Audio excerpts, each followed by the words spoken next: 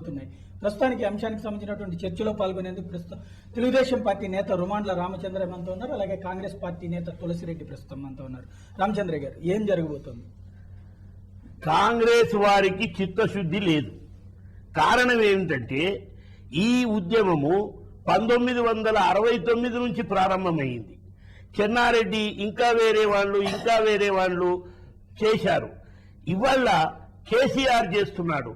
ఈరోజు తెలుగుదేశం అడుగుతున్నది, సిపిఐ అడుగుతున్నది, వేరే రాజకీయ పార్టీలు అడుగుతున్నది. అయినా కాంగ్రెస్ మేము అందరి సహకారం తీసుకుంటాం, అందరి సమన్వయంతో కావాలనడం పచ్చి అబద్ధం. వారికి చిత్తశుద్ధి ఉంటే ఈరోజు న్యాయవాదులు గాని, పిల్లలు గాని, ముసలివారు గాని, చేతి వృత్తుల వాళ్ళు గాని, వ్యవసాయదారులు గాని పల్లె మొదలుకొని ఢిల్లీ వరకు ఒకే నినాదం ఉంది, తెలంగాణ కావాలి. మేము ఒక రాష్ట్రంగా ఏర్పడి ఈ రాష్ట్ర అభివృద్ధి కొరకు అందరము కృషి చేయాలనే సత్సంకల్పముతో అడుగుతుంటే కూడా పోయిన సంవత్సరం డిసెంబర్లో సోనియా గాంధీ గారి అనుమతితో అప్పటి హోమ్ మినిస్టర్ అయినటువంటి చిదంబరం గారు అనౌన్స్ చేయడం వల్ల తెలంగాణ ప్రజల్లో, తెలంగాణ విద్యార్థి లోకములో ఒక నూతన ఉత్సాహం, ఒక కోరిక, ఒక తలంపు వచ్చేసింది. అది ఆనాడు మొదలుకొని ఈనాడు వరకు తెలంగాణ కావాలి, తెలంగాణ పెట్టాలి. మీరు తెలంగాణ కొరకు ఎంపీలైతేనేమి, ఎమ్మెల్యేలైతేనేమి, ఏ రాజకీయ పార్టీ అయితేనేమి కష్టపడి చట్టసభల్లో పెట్టి ఈసారి పార్లమెంటులో తెలంగాణను పెట్టి తెచ్చి ఈ తెలంగాణ రాష్ట్రాన్ని ఏర్పాటు చేస్తేనే మీరు రాజకీయంగా ఎమ్మెల్యేలు గాని, ఎంపీలు గాని, ఎమ్మెల్సీలు గాని, రాజ్యసభ సభ్యులు గాని గ్రామము మొదలుకొని ఢిల్లీ వరకు వచ్చినటువంటి ఈ మార్పును గమనించి కాంగ్రెస్ అధిష్టానం గతంలో మీకు ఇక్కడ కనబడుతున్నది, ఈవేళ పార్లమెంట్ లో భిన్న స్వరాలు వినిపించినాయి. కాంగ్రెస్ పార్టీలోనే ఇప్పుడు మీరు చెప్పినటువంటి విధంగానే ఈ ముక్త కంఠంతో అయితే లేదు. ఒకవైపున తెలంగాణ కావాలని నినాదాలు చేసినటువంటి ఎంపీలని ప్రధానమంత్రి పిలిపించారు, ప్రణబ్ మాట్లాడారు. అదే సమయంలో లగడపాటి లాంటి వాళ్ళు అక్కడే కరపత్రాలు పంచారు. ఈ విధమైనటువంటి భిన్న వాతావరణం మధ్యలో ఒకవైపున ఎన్డీఏ సపోర్ట్ చేస్తానంటుంది, ఎన్డీఏలో ఉన్నటువంటి కొన్ని పక్షాలు వ్యతిరేకిస్తున్నాయన్నటువంటి వాదన ఉంటుంది. ఇంకొక పక్కన యూపీఏ సపోర్ట్ చేస్తున్నా ఉంటుంది, యూపీఏలో ఉన్నటువంటి కొన్ని భాగస్వామ్య పక్షాలు నోరు తెరవనటువంటి పరిస్థితి ఉంటుంది. కాబట్టి మరొకసారి నినాదాలకే పరిమితం కాబోతుంది అనుకోవాలా? నినాదాలకు పరిమితం అయితే ఈడ వాతావరణములో చాలా మార్పు వస్తుంది, ఉద్యమములో మార్పు వస్తుంది. గతములో కేవలం రాజకీయ నాయకులకే పరిమితమై ఉండే, గతములో విద్యార్థుల వరకే పరిమితమై ఉండే, ఇవాళ ఉద్యోగస్తులు భాగస్వాములయ్యారు, ఇవాళ న్యాయవాదులు భాగస్వాములయ్యారు. ఏంటంటే తప్పు ఎక్కడ జరుగుతుంది? అందరూ భాగస్వాములైనా కూడా ఎలాంటి ప్రకటన రాకపోవడంతో పాటుగా ఇంకా పోను ఉద్రిక్తతలు రేగెత్తించేటువంటి పరిస్థితికి కారణం ఎవరు, తప్పెవరు? అది కేవలము కాంగ్రెస్ అధిష్టాన వర్గం.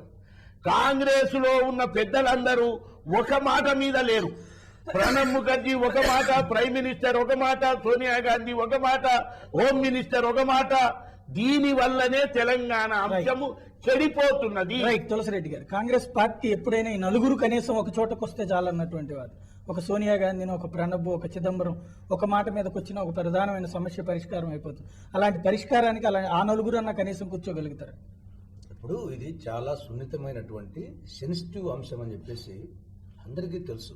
ఇది దీంట్లో దాచిపెట్టాల్సింది లేదు, చాలా సెన్సిటివ్ ఇష్యూ. దీంట్లో కాంగ్రెస్ పార్టీ జాతీయ పార్టీ, టీడీపీ ప్రాంతీయ పార్టీ, టీఆర్ఎస్ ఉప ప్రాంతీయ పార్టీ. కాబట్టి వాళ్ళ పరిధులు టీఆర్ఎస్ వచ్చేసి వాళ్ళు ఉప ప్రాంతీయ పార్టీ కాబట్టి వాళ్ళు ఒక స్టాండ్ ఉంటుంది. అంటే భారతీయ జనతా పార్టీ జాతీయ party, communist party of India జాతీయ పార్టీ, ఈవెన్ భారతీయ జనతా పార్టీలో కూడా గతంలో వచ్చేసేసి ఎన్డీఏ, బీజేపీ నేతృత్వంలో ఎన్డీఏ అధికారంలో ఉన్నది. దానికంటే ముందే వచ్చేసి ఒక ఓటు రెండు రాష్ట్రాలు నినాదం వచ్చేసి వాళ్ళు ఇచ్చినారు. అధికారంలోకి రాకుండా దానికి సంబంధించి ఆల్రెడీ అఫ్ఘానీ చెప్పారు ఆ రోజున వచ్చినటువంటి ఇబ్బందులు ఎలాంటివి అన్నది. మరి మీకు ఇబ్బందులు ఉన్నప్పుడు ఇబ్బందులు ఉండవా? ఇప్పుడు అంటే రైట్, అక్కడ ఆ రోజున ఇబ్బందికి ప్రధానమైన కారణం అప్పుడు తమతో భాగస్వామ్య పక్షంగా ఉన్న తెలుగుదేశం వద్దన్నదని. ఈ రోజున ఆ తెలుగుదేశం కూడా తెలంగాణకి మద్దతు ప్రకటిస్తుంది. అది ఆనాటి మీ సమస్య. ఈ రోజు అదే విధంగా ఇక్కడ సంకీర్ణ ప్రభుత్వంలో వేరే పార్టీలు ఉన్నాయి. ఈవెన్ కాంగ్రెస్ పార్టీలోనే సమైక్యవాదులు, ప్రత్యేకవాదులు స్పష్టంగా కనపడుతున్నారు. ఈవెన్ తెలుగుదేశం పార్టీలో కూడా సమైక్యవాదులు, ప్రత్యేకవాదులు ఆడా కనపడుతున్నారు, అధికారంలో లేని పార్టీ కూడా. కాబట్టి ఇది ప్రభుత్వంలో బాధ్యత ఉండేవాళ్ళు బయట ఉండేవాళ్ళు ఏమైనా మాట్లాడచ్చు. బాధ్యత ఉండేవాళ్ళు కేంద్ర ప్రభుత్వంలో, రాష్ట్ర ప్రభుత్వం ఉండేవాళ్ళు వాళ్ళు బాధ్యతగా ఆలోచించాలి. కాబట్టి అన్ని కోణాల్లో ఆలోచించుతున్నారు తప్పనిచ్చేసి ఇది జాతీయ ప్రయోజనాలు, రాష్ట్ర ప్రయోజనాలు, రాష్ట్రంలోని ప్రాంతాల ప్రయోజనాలు, తర్వాత పార్టీ ప్రయోజనాలు ఇవన్నీ దృష్టిలో పెట్టుకుని నిర్ణయం తీసుకోవాలి. చాలా సెన్సిటివ్ ఇష్యూ. ఒక ఏడాది కాలం దాటిపోయింది. శ్రీకృష్ణ కమిటీ నివేదిక అయిపోయింది. నివేదిక తర్వాత బిల్లుకి సంబంధించి ఈ ఎవరైతే వార్నింగ్లు ఇస్తున్నారో, డెడ్ లైన్లు పెడుతున్నారో, వీళ్ళల్లో టీఆర్ఎస్ కంటే కూడా అగ్రెసివ్ స్వరం వినిపిస్తున్నటువంటి వాళ్ళు కాంగ్రెస్ నేతలు అవుతున్నారు, కాంగ్రెస్ ఎంపీలు అవుతున్నారు. ఒక పక్కన అక్కడ ఉన్నటువంటి ప్రజలు మాత్రం ఇంకేముంది మన ఎంపీ చెప్పారు కాబట్టి అన్నటువంటి ద్వారా. ఇదే సమయంలో చూస్తే ఎంతకీ తెగకపోవడంతో ఇంకొక వైపున బందులు జరిగిపోతుంటే, లేకపోతే ఉద్రిక్తకరమైన సంఘటనలు చోటు చేసుకుంటే ఇక్కడేం జరిగిపోతుందని రెస్ట్ ఆఫ్ ఆంధ్రప్రదేశ్లో ఆందోళనలు జరిగాడు. ఎక్కడికి దీనికి ఇదిగో మేము మా స్టాండ్ ఇది, మేము ఇది నిర్ణయం తీసుకోగలం లేకపోతే తీసుకోలేం, ఏదో ఒకటి చెప్తే ఏదో ఒక చోట వదులుకోక తప్పని పరిస్థితి. ఎటు వదులుకోక చివరికి మొత్తం రాష్ట్రాన్ని వదులుకునే పరిస్థితి అయితే ఎట్లా ఉండదు? ఆ పరిస్థితి ఉండదు. ఖచ్చితంగా వచ్చేసి డెసిషన్ చెప్పక తప్పదు, చెప్తుంది కూడా. మొన్న డిసెంబర్ 31 ఇచ్చారు, ఈరోజు ఫిబ్రవరి 23 ఉన్నాము. కాబట్టి మరి ఎక్స్ట్రాడినరీ టైం ఏం కాలేదు. ఆల్రెడీ దాని గురించి ఒక నిష్ణాతులతో కమిటీ వేయడం జరిగింది, వాళ్ళు ఇచ్చారు, దాన్ని డెసిషన్ తీసుకుంటారు. ఇక్కడ గతంలో కూడా ఇటువంటి సంఘటనలు 1969లో ప్రత్యేక తెలంగాణ ఉద్యమం వచ్చింది, 1972లో జయాంధ్ర ఉద్యమం కూడా వచ్చింది. తెలంగాణ ఉద్యమం జయాంధ్ర ఉద్యమం వచ్చినప్పుడు అప్పుడు ఒక స్థాయి వరకు చూశారు, ఫైనల్గా ఒక డెసిషన్ తీసుకున్నారు.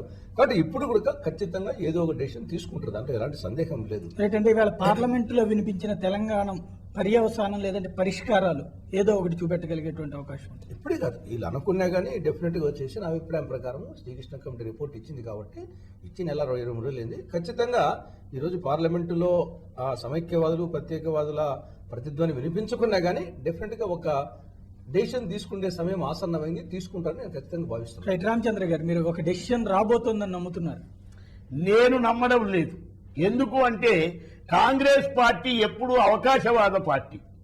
వారు ప్రజా సంక్షేమం ఆలోచించి ఉంటే, ప్రజల కొరకు ఏమన్నా చేయాలని ఉంటే ఇక్కడ ఉన్న ముఖ్యమంత్రికి చెప్పాలా, ఈ విషయం మేము అనుకుంటున్నాము, నీవు అనౌన్స్ చేయమని. అసెంబ్లీలో ఏమీ చెప్పకుండా, అసెంబ్లీలో తీర్మానం చేయకుండా, అసెంబ్లీలో తెలంగాణ విషయం బడ్జెట్లో గాని, గవర్నర్ గాని, అటు రాష్ట్రపతి గాని తెలంగాణ ఊసెత్తకుండా ఉంటే ఇక్కడ ఉన్న తెలంగాణ వాదుల్లో రక్తము చాలా చాలా వేడెక్కిపోతున్నది.